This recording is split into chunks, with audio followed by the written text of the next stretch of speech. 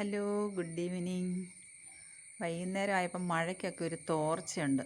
ഞാൻ മുറ്റത്തേക്കൊക്കെ ഒന്ന് ഇറങ്ങി വെള്ളമൊക്കെ കെട്ടിക്കിടപ്പുണ്ടോ എന്ന് നോക്കട്ടെ.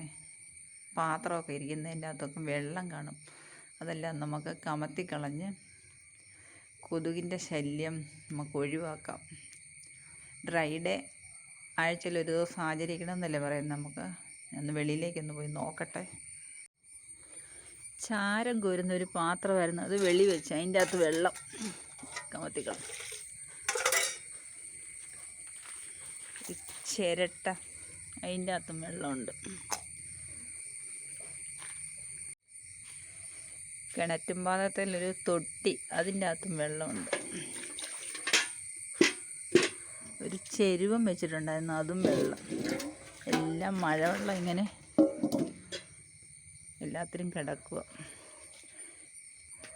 പൂച്ചയ്ക്ക് വെള്ളം കൊടുക്കാൻ ഒരു ചെരുവം വെച്ചിട്ടുണ്ടായിരുന്നു, അതിലും വെള്ളം. മഴയല്ലേ, എല്ലായിടത്തും വെള്ളം.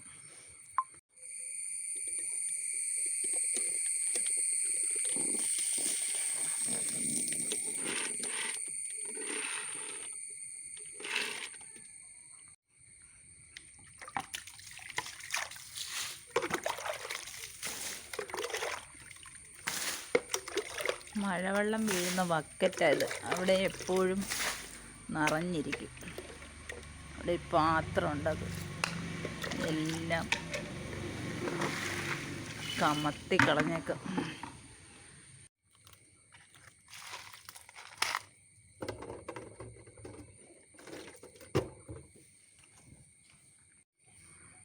ചെടിച്ചട്ടിയുടെ അടി പാത്രം വെച്ചതിൻ്റെ അകത്തെല്ലാം വെള്ളമാണ്.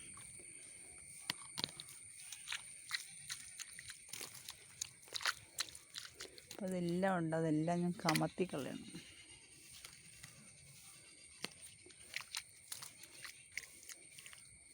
കമത്താനിച്ച കനമുണ്ട്. അങ്ങനെ എല്ലാത്തിൻ്റെയും ചുവട്ടിൽ വെള്ളം ഞാൻ അങ്ങനെ ചെടിച്ചട്ടി വെച്ചിരിക്കുന്ന പാത്രത്തിലെ വെള്ളമെല്ലാം കമത്തിക്കളഞ്ഞ് ഞാൻ വന്നു. അടുക്കള വശത്ത് വന്നപ്പോഴത്തേക്കും മുരിങ്ങ കണ്ടു. അപ്പം 2 മുരിങ്ങയിലയും കൂടെ ഒടിച്ചെടുത്തേക്കാലോ എന്ന് വെച്ച് 2 മുരിങ്ങയിലയൊക്കെ ഒടിച്ചെടുത്ത് പോന്നു. ഇനി കർക്കിടകമായി കഴിഞ്ഞാൽ നമുക്ക് മുരിങ്ങയില കൂട്ടാൻ പറ്റിയല്ലോ. അപ്പം മുരിങ്ങയില എടുത്തേക്കാന്ന് വെച്ച് 2 തണ്ട് ഞാൻ മുരിങ്ങയില എടുത്ത് വന്നു. ഞാൻ മുരിങ്ങയില കിളുന്ത് മുരിങ്ങയില 2 തണ്ട് എടുത്തുകൊണ്ട് പോന്നു. ഇത് പരിപ്പ് വിട്ട് ചാറ് വെച്ചാൽ നല്ലതാണ്. അപ്പോൾ ഇനി കർക്കിടകമായാൽ നമുക്കിത് ഉപയോഗിക്കാൻ പറ്റിയല്ല. അതുകൊണ്ട് ഞാൻ കിളുന്തൊടിച്ചെടുത്തുകൊണ്ട് വന്നു. അത് പരിപ്പിട്ട് ചാറ് വെക്കും.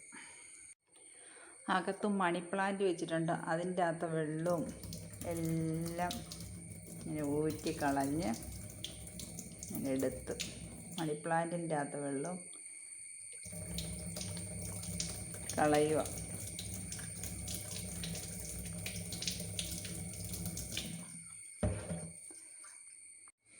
അങ്ങനെ അകത്ത് വന്ന് ഞാൻ മണി പ്ലാന്റ് വെച്ചേക്കുന്ന ബോട്ടിലെ വെള്ളവും ഒക്കെ മാറി. അങ്ങനെ കൊതുകിനെ ഉന്മൂലനം ചെയ്തു. അങ്ങനെ നമുക്ക് ഡെങ്കിപ്പനി വരാതിരിക്കാൻ നോക്കാം.